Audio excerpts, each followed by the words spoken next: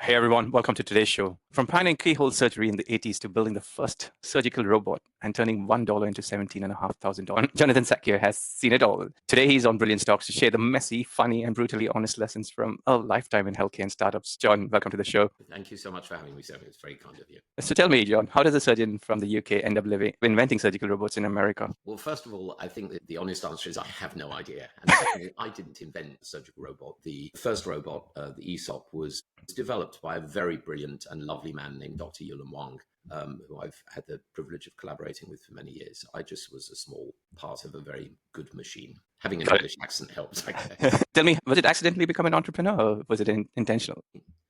I joke with people and say, well, because I have an English accent and I'm a surgeon, we're always certain we're occasionally right. And I thought, this starting a business lark, how difficult can that be now? I'm a surgeon. I could do that. And so started a company, and the first few did quite well. And it was a great, great journey, CMAC, to understand that there are people in this world who have skill sets and a lexicon that I didn't possess. I'd never seen a P&L. I knew nothing about the regulatory environment. I knew nothing about quality management systems. I knew nothing about developing an intellectual property portfolio. I knew nothing about raising money. I knew nothing about the structure and function of running a business. Someone once said to me that starting a business is because you have something you know about or you love, or preferably both. Running a business has got nothing to do with any of that. And I developed a profound respect for people who had skill sets that I didn't have. And I'm like a sponge. I love learning, and I just loved becoming part of a team to do that. So it was accidental. It wasn't sort of all planned. Intentional. Right. Okay. Good. And then you turned tiny stake into 17,500. I think then and watched it crash. Actually, what happened? It's kind of funny because when you start a company and you have founders' shares and you put in a nominal sum of money, and I always tell people that if you loan people money or you invest in new technology, write that money off. It's gone. You're never going to see it again. And occasionally it comes good and you get a return. But, I would say from the computer motion experience was, my goodness gracious me, what a wonderful journey. I got to work with one of the most wonderful people on the planet, Yulan, and we've done other projects together since, and I'm privileged to call him a friend. And many other people who worked in that startup environment I'm still in touch with. And, we sort of bumbled our way through a new industry, a new technology, and had the privilege of bringing it to market and doing the first cases and being interviewed by Australian radio stations. And yes, there was a financial win along the way. But, I watched the stock price go down and felt very clever that having got out when I got out. And then I watched it go up and up and up and up. But, sell early, sell often, and never look back. And it's not about the money. It's really not. I've learned later in life that the things I pursued as a younger man were foolish. And the things to pursue now are intellectual stimulation, the company of good people, and doing good in the world. And why does medicine do such a terrible thing at branding? Again, it's a really interesting topic because they teach us. When I went to medical school, I remember the first few weeks, I didn't think I could do it because there just seemed way too much to learn. Now, I'd done a little bit of Latin, which helped me to understand anatomy because everything is, Latin or Greek. And we learn this fantastic lexicon that allows us to converse with each other in a way that no one else knows. And we feel like we're members of this fantastic little club. And then we forget how to talk to people. And until we have the insight that they are our mums and dads, our brothers and sisters, our children, and people are terrified when they go to something bad is happening and the person who's trying to explain it bamboozles them. That's very, very bad. Right? Learning how to speak simply to people without patronizing, but explaining what's going on and doing so kindly, I think it leads to a better outcome. Because, there was a great advertisement of a clothing company in America, and the guy's catchline was, "My best customer is a well-informed customer." I found that the people I had the privilege of looking after, that if one sat next to them, held their hand, told them what was going on, honestly, right? But not standing at the entrance room to their door and saying, "You've got cancer, you need a big operation, see you tomorrow," and just going on the journey with them. It is the most privileged feeling in the world because there are many patients I've looked after years ago who remain in touch with me and thank me for, the role I could play, the small role I could play in helping them back to a semblance of health and enjoying continued life. But we do a crap job. In fact, I fulfilled a long ambition. I love trying to communicate.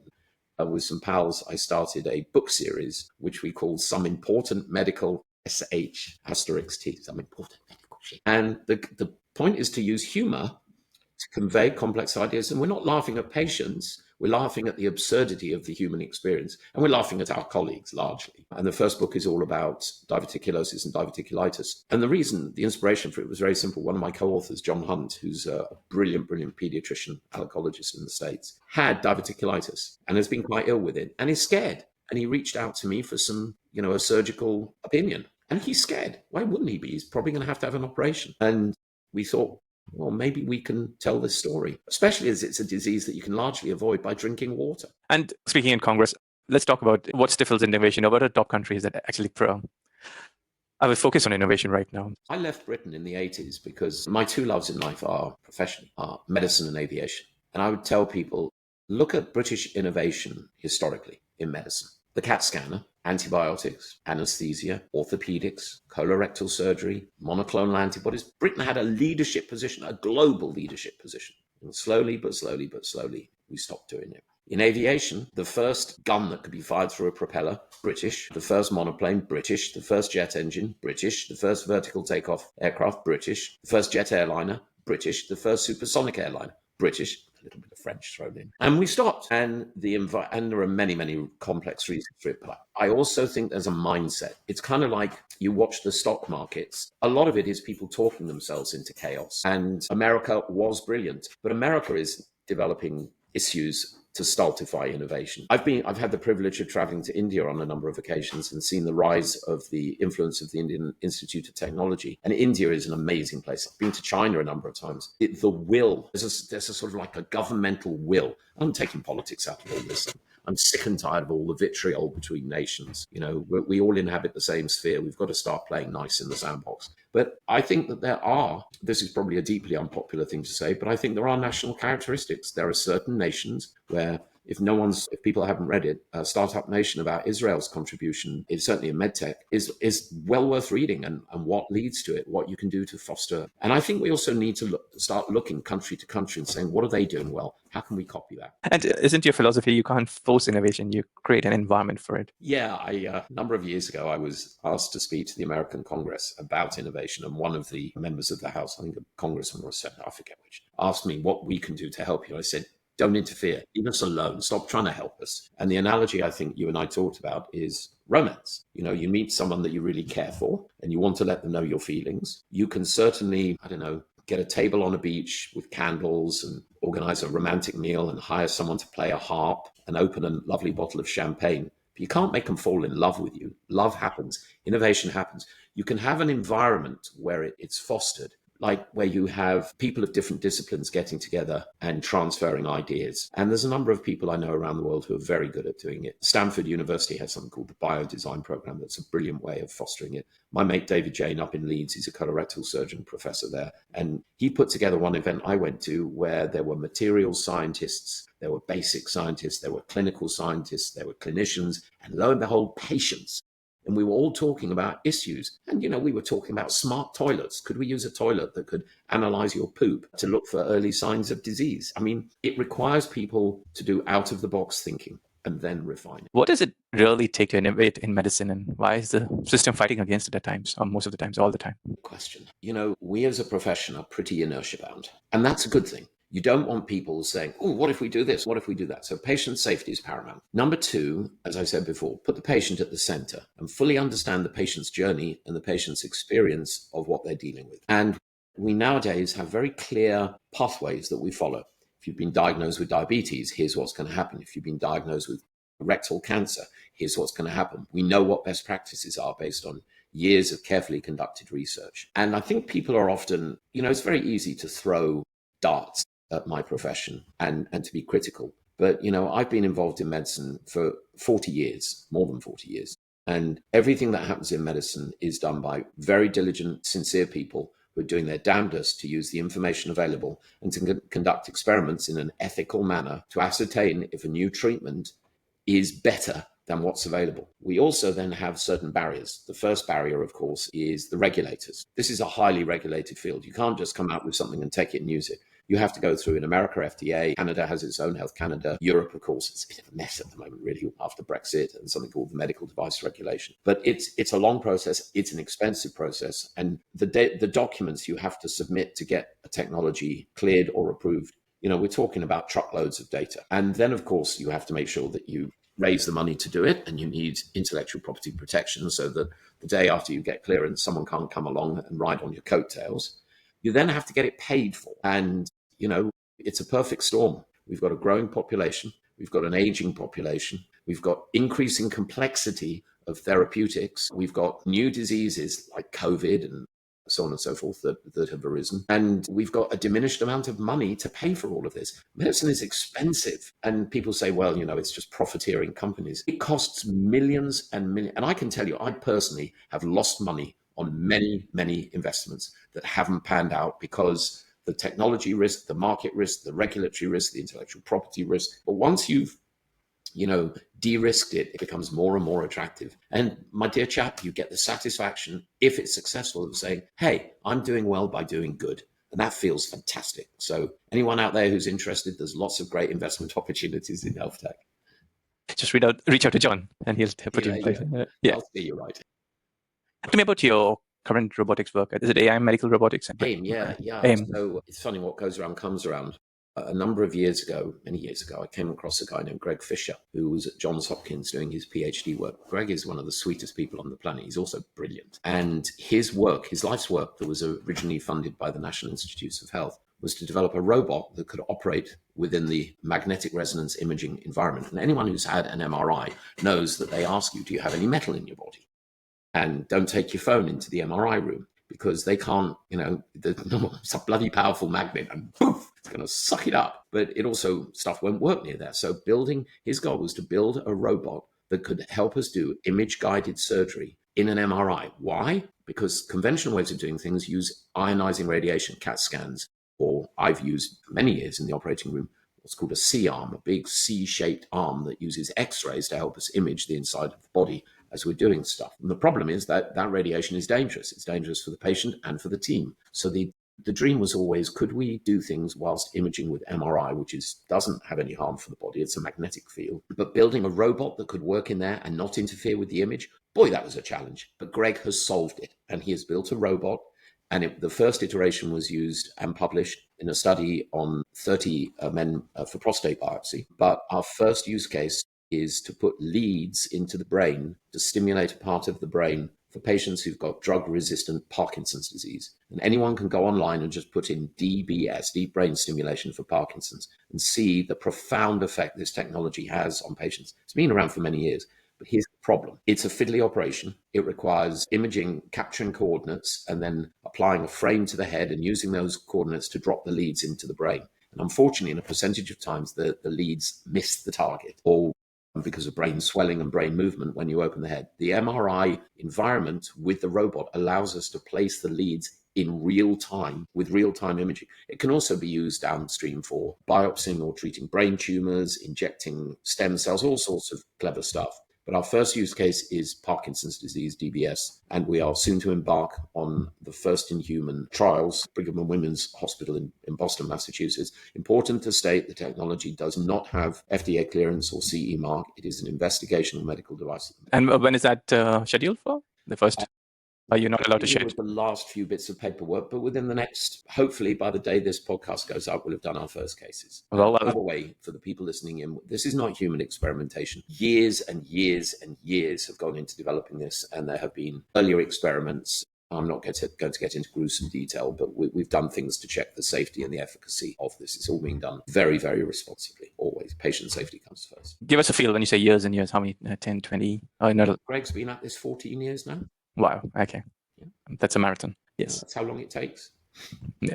So, world. Fantastic. And what do you think are the top 3 values or traits for an entrepreneur to be successful given your journey? Well, it would be arrogant of me to tell other people what they should do. And if I'm ever asked to talk about my successes, I will always say it's pointless because I learned nothing from them. They were teamwork. They were good fortune, good timing. I've learned a lot from the things I've got. I've got my 5 operating principles that I've now recently in the recent past started applying it to all aspects of my life. And it was like, duh, why didn't I do that before? So in reverse order, number 5 is failure is not an option, stealing that from NASA. I've done failure. I've done failure in my business life and I've done failure in my personal life, and I don't like how it feels. So I refuse to lose. And what's that wonderful quote, Nelson Mandela, I think it was, who said, I never lose. I either win or I learn. So refuse to lose. My 4th one is leave the world a better place. Put the pit, in my field in medicine, if you start something and you think about it with the patient at the center,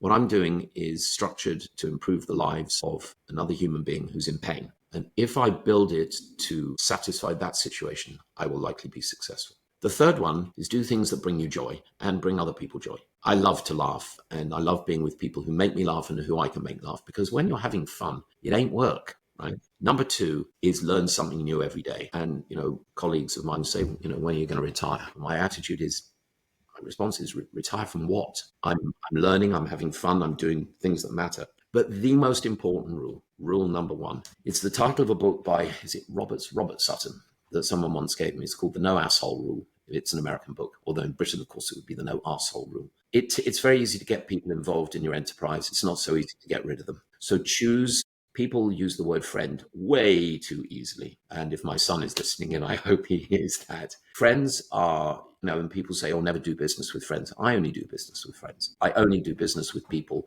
whose company I enjoy and respect. But finding people who do not share your values is a recipe for failure. Their values are their values. But if I'm working on something, I need to be with people who share my values. What are kind of the lessons you've learned from decades in healthcare startup? I mean, maybe the top 2, top 3. So again, I'll go back to when you put the patient at the center, that doesn't guarantee success, but it's an indication. I had the privilege of knowing Bill Cook, who started the Cook Medical, which became a massive, biggest privately held healthcare company. Bill's attitude was just that. And I learned it from Bill. Kudos to him. Put the patient at the center. Don't build a business and then try and sell it. You build something that people need, they'll buy it. The second thing is, this is not a pastime for the faint of heart. It's hard work, hard work. Attract people to help you who've been there and done it. It's not an opportunity for on-the-job learning, right? There are ways to do it. Have humility, because I've never been the CEO of any company I've started. I never would. I don't have that gene. I can't sit still for long enough, and I don't have that skill set. So I've always worked with very, very wise and smart people. What else? Try it, because as I said before, if you're successful and you bring something from the bench to the bedside, from the mind to the marketplace, you'll be successful helping people live better or longer lives. And how damn good is that? You also have a podcast, Join the Docs. Yeah. Tell us more about that one. Is it in the same line as your book series? Some important medical. It absolutely is. And I've been doing that with one of my medical school buddies. So we met on the first week of September 1976. Known each other a fair old time. And we have laughed together. And, we've gone through some tough times, both individually or as with classmates and such like. But we have always been fascinated by medicine and fascinated by the challenge of explaining things to our patients. And again, talking about the absurdity of that life throws us. We've covered everything from rectal foreign bodies. That's things that people put up their tail ends for sexual gratification, to speaking to a wonderful breast cancer surgeon who developed breast cancer. We talked to some folks from the Tourette's Foundation here in the UK. We talked to Glenn Hoddle, who's an amazing footballer, played for England and Tottenham Hotspur. You're an Arsenal supporter, right? Yes, I am. Yes, of course. Well, let's not go there. Let's not go there. We also had on John Oates, who's one half of the Daryl Hall and John Oates, singing, a fantastic musician and a dear friend, and talking about his health issues over his life, and just trying to make health, because health's fascinating, man. Yes, it's fascinating stuff. The stories are amazing. So yeah, join the docs. Check it out. It's free. What's one healthcare myth that drives you nuts? How long have you got? Well, we got a few minutes. Go for it. One that will get me, it's highly, highly controversial and very timely, is the vaccines. Because if you look at the things that have had the biggest impact on human health in the last 100 years, clean drinking water, safe food supply, vaccines. Vaccines do not cause autism. Vaccines do not cause inflammatory bowel disease. And the people who promulgate those myths are evil. And I just wish the internet would butt out, because recently there was the case of this lady who's, one of these conspiracy theorist characters who encouraged her 22-year-old daughter who'd been diagnosed with a malignancy not to have chemotherapy. And the girl died, and she could have been saved, almost certainly could have been saved. And it makes my teeth itch. It really does. It's social media, it's anti-social media. And if you weren't in medicine, what would you be doing today? Apart from the podcast and writing those funny books. Either flying airplanes.